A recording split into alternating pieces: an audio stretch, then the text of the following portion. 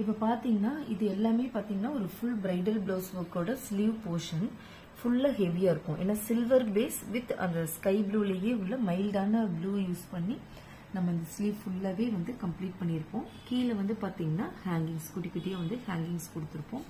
And இது வந்து elbow sleeve, நல்லா ப்ராடாக இருக்கக்கூடிய ஹேண்ட் போல் ஃபுல்லாகவே எல்போ ஸ்லீவு.